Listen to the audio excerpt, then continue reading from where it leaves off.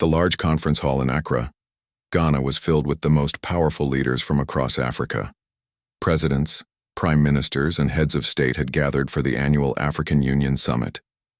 The air was thick with tension and political calculations. Outside, protesters held signs demanding change, while inside, the continent's elite prepared for another round of diplomatic discussions that many believed would lead nowhere. Ibrahim Traoré, the young military leader of Burkina Faso, sat quietly in his designated seat. At just 34 years old, he was by far the youngest person in the room. His simple military uniform stood out sharply against the expensive suits and traditional robes worn by the other leaders. Many of them had been in power for decades, accumulating wealth and influence while their nation struggled with poverty, corruption, and foreign interference. The morning sessions had been predictably boring. Speaker after speaker took the podium to deliver carefully scripted remarks about unity, development, and cooperation. The words felt hollow and rehearsed. Several presidents seemed more interested in their phones than the proceedings. Others whispered among themselves, making deals and arrangements that had nothing to do with helping their people. Traoré watched it all with growing frustration. He had come to power through a military coup in September 2022, driven by the failure of previous governments to protect Burkina Faso from terrorist attacks and foreign exploitation. Unlike the older leaders around him, he had not sought power for personal gain. He genuinely wanted to free his country and continent from the chains of neo-colonialism. When the afternoon session began, the moderator announced that several leaders would address the assembly about economic development. One by one, presidents from various nations took the stage.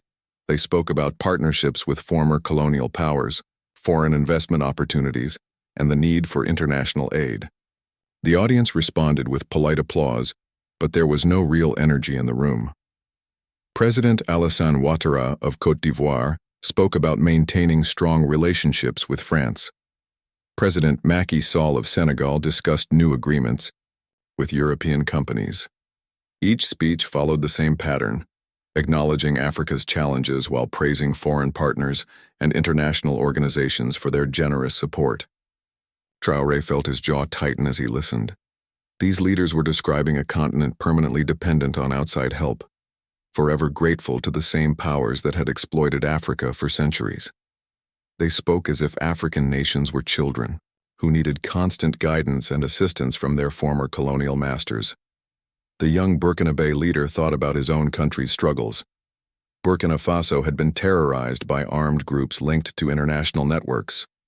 Previous governments had relied heavily on French military support through Operation Barkhane, but the violence had only gotten worse.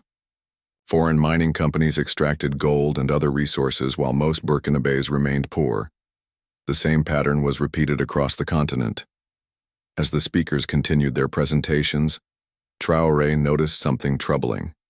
Several presidents were checking their expensive watches, clearly eager to move on to the evening's social events. The Moroccan delegation was reviewing documents for upcoming business deals. A few leaders were actually dozing off in their chairs. This was supposed to be a gathering of Africa's most important decision-makers, but it felt more like a social club for wealthy elites who had lost touch with their people's real needs. The irony was not lost on Traoré. They were meeting in Ghana, a country that had produced Kwame Nkrumah, one of Africa's greatest independence leaders and advocates for true African unity. When the moderator finally called for the next speaker, there was a brief shuffling of papers as officials checked the schedule. Traoré's name was announced, and he stood up slowly. Several presidents glanced in his direction with mild curiosity, but most continued their side conversations. To them, he was just another military leader who would probably deliver a standard speech about regional security cooperation. As Traoré walked toward the podium, he could hear whispered comments from the audience. Some leaders were making jokes about his youth and inexperience. Others questioned whether a military officer had any business discussing economic policy with seasoned politicians. The condescending attitude was obvious, and it only strengthened his resolve to speak the truth. The young leader reached the podium and adjusted the microphone. He looked out at the sea of faces before him, men and women who controlled the fate of over 1 billion Africans. Many of them had the power to transform their nations but seemed content with the status quo as long as their own positions remained secure. Traoré took a deep breath and began to speak. His voice was calm but firm, carrying the weight of conviction that comes from genuine belief in one's cause. He knew that what he was about to say would not be popular with most of the audience, but he also knew that someone needed to speak for the millions of Africans who had no voice in rooms like this. The hall gradually grew quieter as delegates began to pay attention to the unexpected intensity in the young man's voice. This was not going to be another routine speech about cooperation and development partnerships.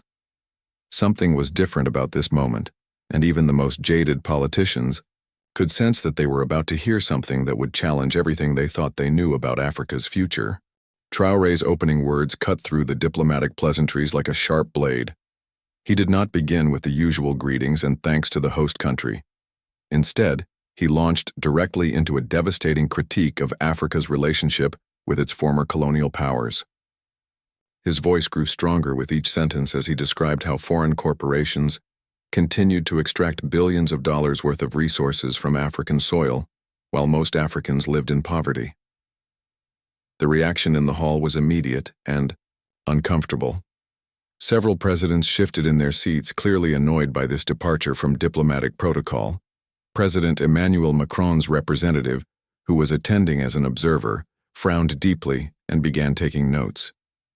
The French delegation had not expected this kind of direct challenge to their country's influence in Africa. Traoré spoke about the CFA franc, the colonial-era currency still used by 14 African countries. He explained how this monetary system allowed France to maintain economic control over former colonies, forcing them to deposit their foreign reserves in the French treasury. The young leader's words were simple but powerful, making complex economic concepts understandable to anyone listening. President Ouattara of Côte d'Ivoire, whose country used the CFA franc, looked visibly uncomfortable. He had spent years defending the currency system in international forums, arguing that it provided stability for his nation's economy. Now this young military officer was calling it a tool of continued colonization in front of dozens of African leaders. The Burkinabe leader continued his assault on what he called economic slavery disguised as partnership. He talked about mining contracts that gave foreign companies massive profits while leaving local communities with environmental destruction and minimal benefits. He mentioned how African countries were forced to sell raw materials cheaply to Europe, then buy back finished products at much higher prices. Some delegates began whispering angrily among themselves. The Nigerian president's aide was frantically typing on his phone, likely updating Abuja about this unexpected development. Several Francophone presidents looked genuinely offended by Traoré's characterization of their relationships with Paris. But the young leader was just getting started. He turned his attention to military intervention, describing how foreign troops supposedly came to fight terrorism, but seemed more interested in protecting mining operations and strategic resources. He spoke about Operation Barkhane in Mali, and how it had failed to bring peace despite years of French military presence. President Ibrahim Boubacar Keita's former associates in the Malian delegation squirmed uncomfortably. Mali had recently asked France to withdraw its troops, a decision that had created tension with several neighboring countries that still relied on French security guarantees. Traoré's words were hitting very close to home for many in the audience. The criticism expanded to cover African leadership itself.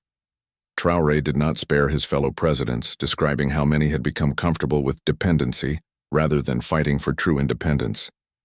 He talked about leaders who preferred to maintain relationships with former colonial powers because it guaranteed their own political survival, even if it meant sacrificing their people's long-term prosperity. This was the moment when the atmosphere in the hall became truly hostile. Several presidents were now openly scowling at the podium. The South African representative was shaking his head in disapproval. Even some leaders who privately agreed with parts of Traoré's message were uncomfortable with his direct and confrontational approach. President Félix Tshisekedi of the Democratic Republic of Congo looked particularly agitated. His country had, vast mineral wealth but remained one of the world's poorest nations. Exactly the kind of situation Traoré was describing. However, Tshisekedi had been working to maintain relationships with both European and Chinese investors, and this public criticism threatened to complicate his diplomatic strategy. The young military leader then shifted to discussing sovereignty and dignity. He spoke about how African nations needed to stand up for themselves instead of constantly seeking approval from Western powers. His words became more passionate as he described the humiliation of watching African presidents travel to European capitals like supplicants, begging for aid and investment. Several delegates began looking at their watches and phones more obviously, sending a clear signal that they wanted this speech to end. The Senegalese delegation was having an animated discussion in whispered French. The Ghanaian hosts looked embarrassed by the tension their summit was generating. Traoré noticed the hostile body language but refused to soften his message. If anything, the negative reaction seemed to energize him further. He began speaking about the youth of Africa, the millions of young people who were tired of poverty and injustice. He described how they were losing faith in traditional leadership and looking for new models of governance. This generational argument struck a nerve with many of the older presidents in the audience. Most of them had been in power for many years and were sensitive about criticism that they were out of touch with younger Africans. The average age of African leaders was significantly higher than the population they governed, and this disconnect was becoming a source of political instability across the continent. The speech was now approaching its climax, and the tension in the hall had reached a breaking point. Some delegates were openly talking among themselves, no longer pretending to listen respectfully. Others were making phone calls or sending text messages, probably coordinating their response to this unexpected challenge, but Traoré was not finished. He had saved his most controversial points for the end of his address, and he was about to deliver them with the full force of his conviction. The young leader looked out at the sea of angry and uncomfortable faces before him, took a deep breath, and prepared to say the words that would transform this diplomatic gathering into something much more significant. The final section of Traoré's speech was the most explosive. He called out specific policies and agreements that he claimed were keeping Africa in a state of perpetual dependence. He mentioned trade deals that heavily favored European partners, debt arrangements that transferred wealth from African taxpayers to foreign creditors, and security agreements that gave foreign powers more influence over African military decisions than African governments themselves. The young leader's voice rose as he described what he saw as the ultimate betrayal. African leaders who had internalized colonial thinking and now actively worked to maintain systems that oppressed their own people. He spoke about presidents who sent their children to European universities while their own country's educational systems crumbled, and leaders who sought medical treatment in foreign hospitals while their citizens died from preventable diseases. This personal attack was too much for many in the audience. President Paul Kagame of Rwanda, normally known for his composure, was visibly agitated. Several West African leaders began talking loudly among themselves, showing their disrespect for the speaker. The diplomatic protocol that usually governed such gatherings was breaking down completely. Traoré concluded his speech with a challenge that would be remembered for years to come. He called on every African leader to choose between serving their EU people's interests or continuing to serve as intermediaries for foreign powers. He declared that the era of begging and dependency must end, and that Africa needed leaders with the courage to break free from neo-colonial relationships. As the young, military leader stepped away from the podium, the hall erupted in a mixture of angry conversations and uncomfortable silence. The applause was scattered and half-hearted, with many delegates sitting on their hands to show their disapproval.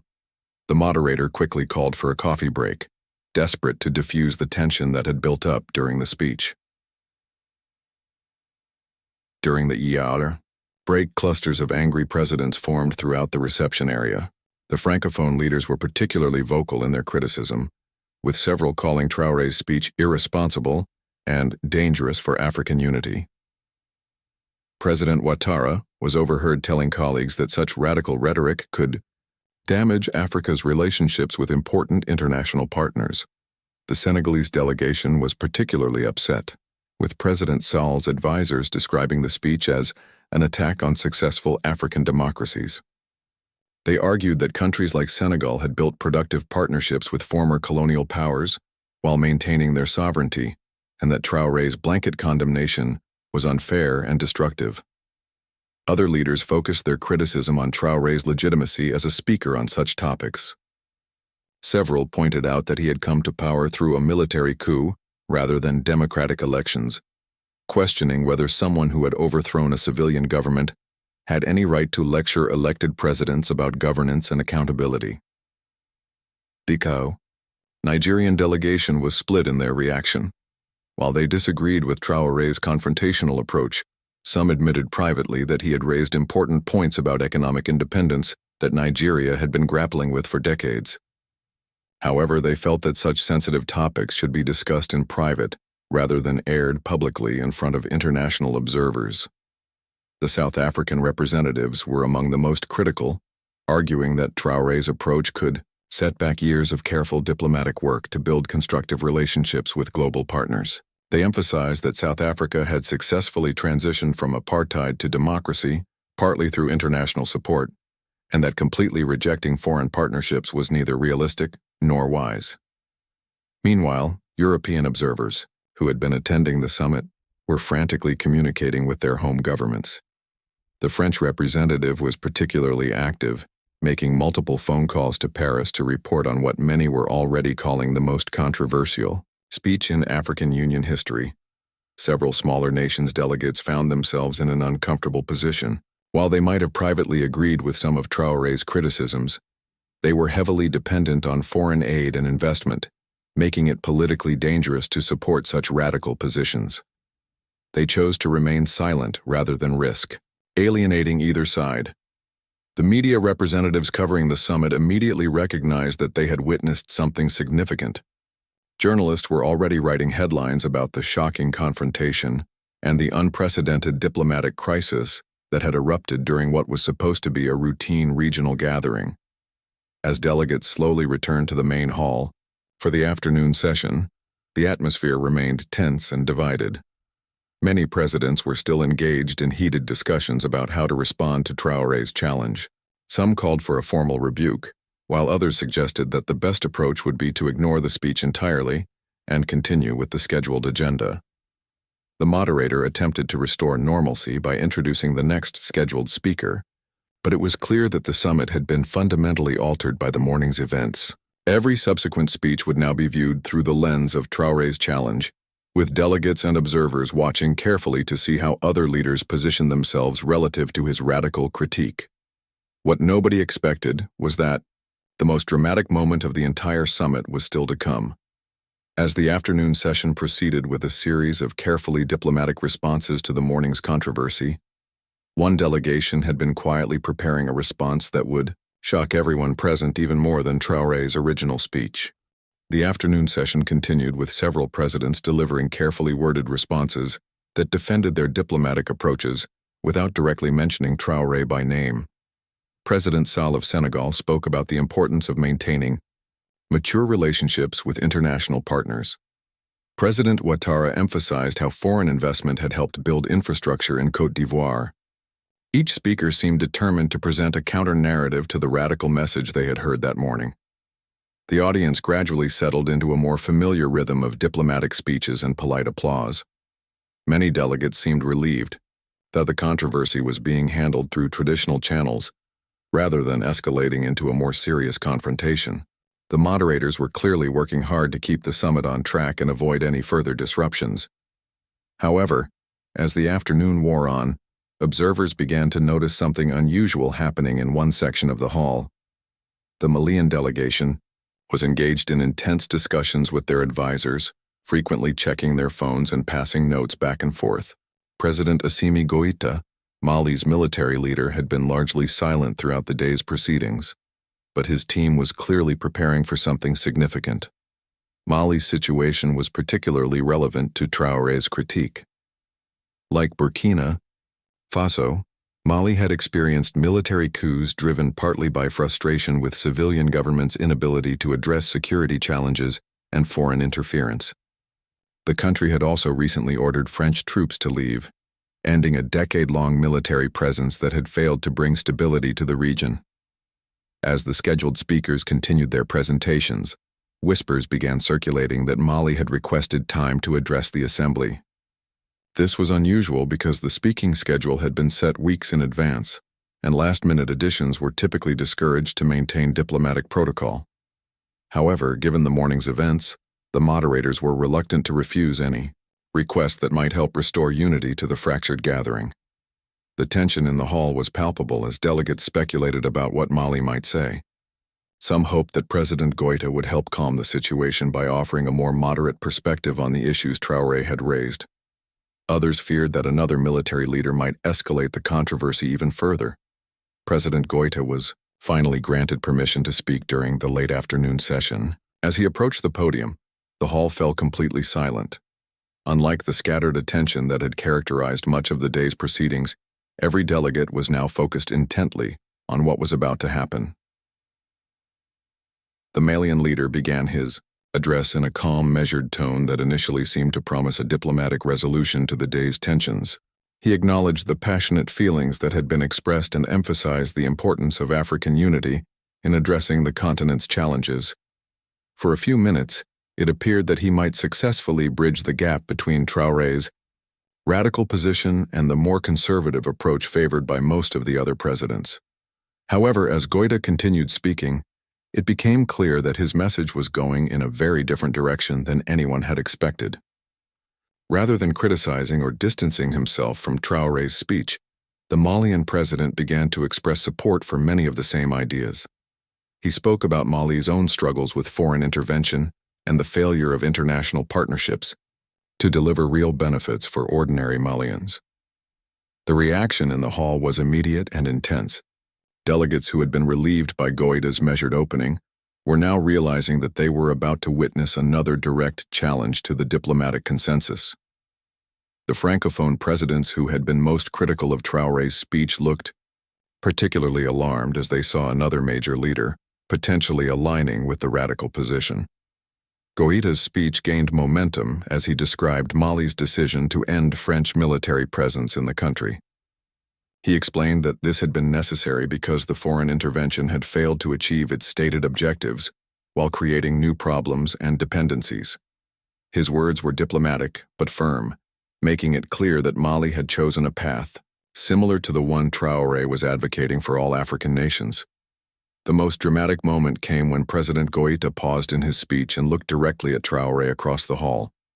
The young Burkinabe leader had been sitting quietly since his morning address, largely ignored by the other delegates who were treating him as an isolated troublemaker.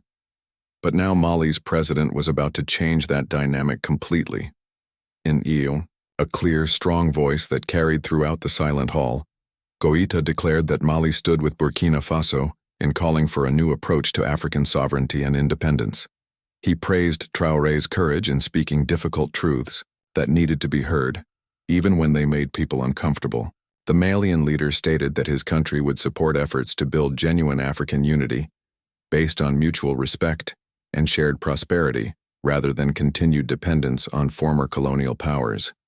The impact of this statement was immediate and transformative.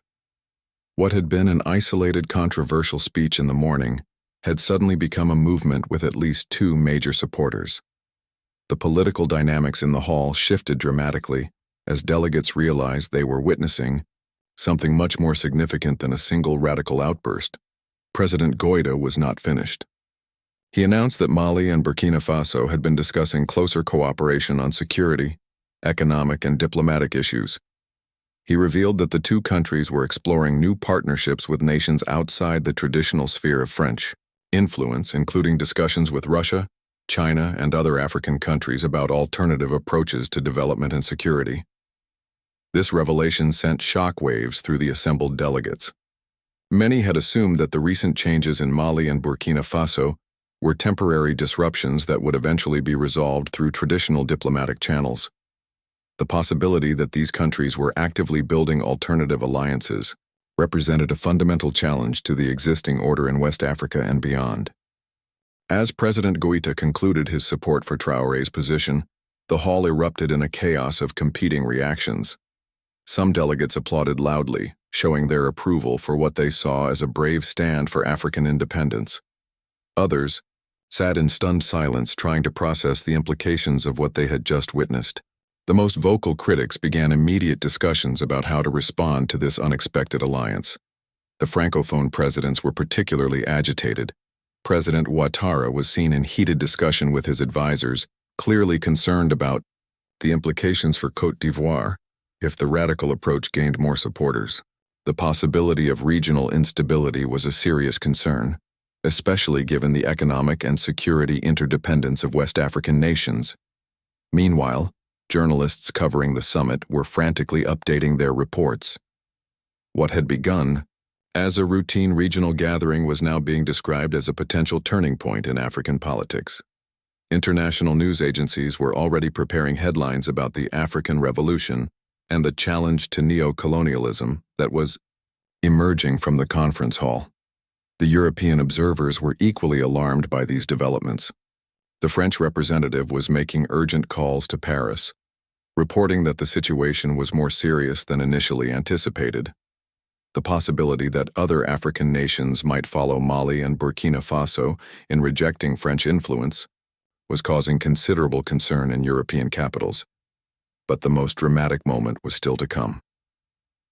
As the initial shock of Goïta's statement began to settle, delegates noticed movement in another section of the hall. The delegation from Niger, led by General Abdourahmane Tiani, was requesting permission to address the assembly. This was unprecedented. 3 unscheduled speakers in a single day violated every norm of diplomatic protocol. Niger's situation was particularly significant because the country had recently experienced its own military coup, with the new leadership citing many of the same frustrations that had driven changes in Mali and Burkina Faso. The country hosted significant French military assets and was a crucial partner in European efforts to control migration and secure uranium supplies. General Tiani's request created an immediate dilemma for the summit moderators.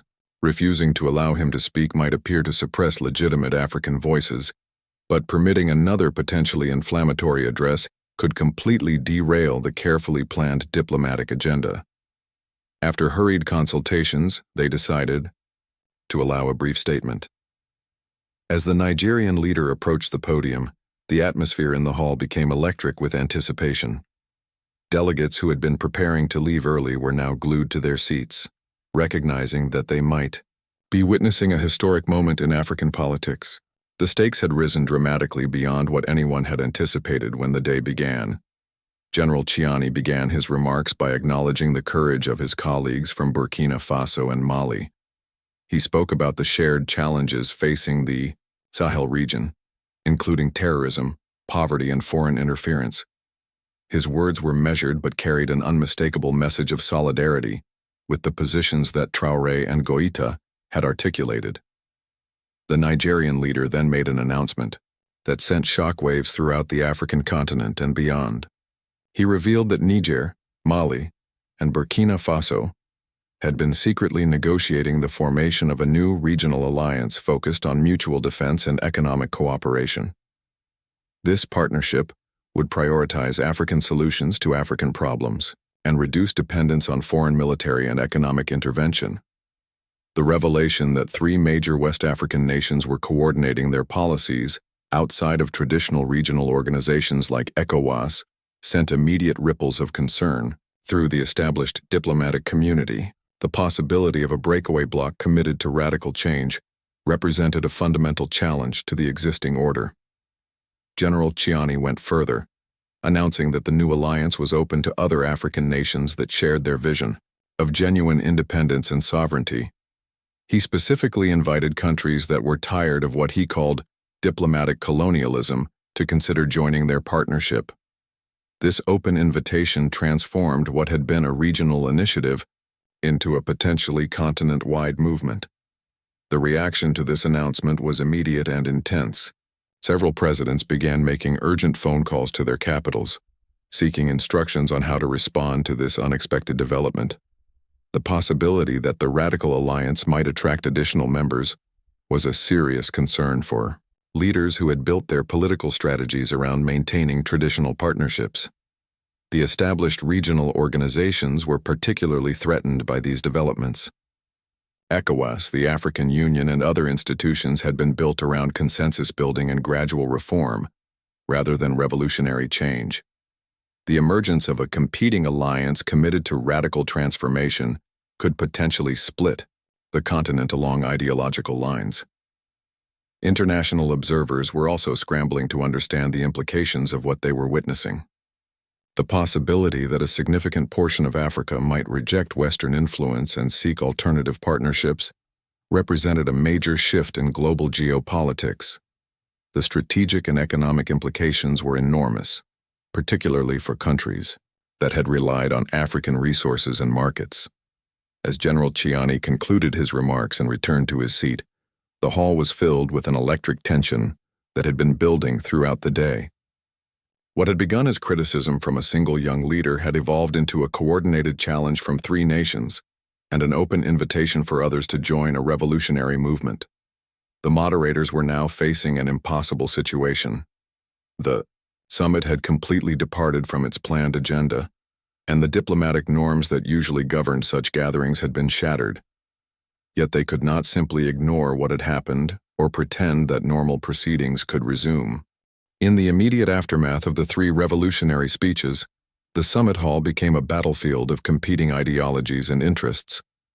Traditional allies found themselves on opposite sides of fundamental questions about Africa's future, while new partnerships began forming in real time among leaders who had barely spoken to each other before that day. The response from established African leaders was swift and coordinated. President Kagame of Rwanda, known for his pragmatic approach to development, delivered an impromptu rebuttal arguing that successful African nations had achieved progress through selective partnerships rather than wholesale rejection of international cooperation. He pointed to Rwanda's economic growth and stability as evidence that working with various global partners could benefit African peoples. Several East African leaders echoed similar themes, emphasizing that their countries had successfully balanced sovereignty with beneficial international relationships. They warned that the radical approach advocated by the Sahel Alliance could lead to isolation and economic hardship for participating nations. The South African delegation took a different approach, attempting to position their country as a bridge between the competing visions. They acknowledged the legitimate grievances raised by Traoré and his allies, while arguing for a more measured approach to reform that would preserve beneficial relationships while eliminating exploitative ones. However, the most significant development came from an unexpected source. As the debate continued into the evening, President Félix Tshisekedi of the Democratic Republic of Congo requested permission to address the assembly. The DRC was one of Africa's most resource-rich nations but had struggled with conflict, corruption, and foreign interference for decades. President Tshisekedi's speech was carefully crafted to avoid the confrontational tone that had characterized the day's earlier addresses, but his message was equally radical in its implications. He announced that the DRC was prepared to consider new approaches to resource management that would prioritize Congolese benefits over foreign profits. This was a significant statement given the country's vast mineral wealth and the international interests involved in its extraction. The Congolese president did not formally join the Sahel Alliance, but he expressed support for their goals and indicated that his country would explore closer cooperation on issues of mutual concern. This qualified endorsement from such a strategically important nation gave additional legitimacy to the radical movement and suggested that it might attract support from beyond the original 3 countries. As news of the summit's dramatic developments spread beyond the conference hall, reactions poured in from around the world. European capitals expressed concern about the implications for their economic and security interests in Africa. The United States issued carefully worded statements about supporting African sovereignty while maintaining beneficial partnerships. More significantly, other global powers began signaling their interest in working with the emerging alliance. Russian representatives, who had been quietly building relationships across Africa, immediately expressed support for the sovereignty movement and offered enhanced cooperation in various fields. Chinese officials similarly indicated their willingness to work with African nations, seeking alternatives to traditional Western partnerships. The immediate economic implications were also significant. Markets reacted nervously to the uncertainty about resource access and political stability in affected regions. Mining companies with significant African operations saw their stock prices fluctuate as investors tried to assess the potential impact of the sovereignty movement on their future profits. In the weeks following the summit, the Alliance of Sahel States was formally established with Mali, Burkina Faso, and Niger as founding members. The organization committed itself to mutual defense, coordinated economic policies, and the gradual reduction of dependence on former colonial powers. They announced plans for a common currency, shared military resources, and coordinated diplomatic positions on international issues. The response from traditional regional organizations was mixed, but generally critical. ECOWAS imposed sanctions on the alliance members, arguing that their actions violated regional treaties and threatened stability. However, these sanctions had limited impact because the alliance countries had already begun reducing their dependence on traditional regional trade networks. The African Union found itself in a difficult position, caught between competing visions of continental development. While officially committed to unity and gradual reform, the organization struggled to address the fundamental challenges raised by the radical alliance without alienating either side of the growing divide. More surprisingly, the sovereignty movement began attracting interest from beyond Africa. Several Latin American and Asian nations expressed solidarity with the anti-colonial message and began exploring opportunities for South-South cooperation that would bypass traditional Western intermediaries. A year after the dramatic summit, the impact of Traoré's speech and the subsequent alliance formation had rippled far beyond what anyone had initially anticipated. The Alliance of Sahel states had successfully negotiated new partnerships with multiple global powers, reducing their dependence on France while maintaining economic growth and improving security conditions. The success of the alternative approach began attracting interest from other African nations. Several countries began quietly exploring whether they might benefit from similar strategies, even if they were not prepared to make dramatic public breaks with traditional partners. Perhaps most significantly, the events had fundamentally changed the conversation about African development and sovereignty. The radical critique of neo-colonialism was no longer a fringe position, but had become a legitimate policy option with demonstrated results. This shift forced traditional partners to reconsider their approaches and offer more equitable arrangements to maintain their African relationships. The young military leader who had shocked the diplomatic world with his controversial speech had succeeded in accomplishing something that decades of traditional diplomacy had failed to achieve. He had forced a fundamental reconsideration of Africa's place in the global system and demonstrated that alternative approaches to development and sovereignty were not only possible but potentially more effective than the status quo.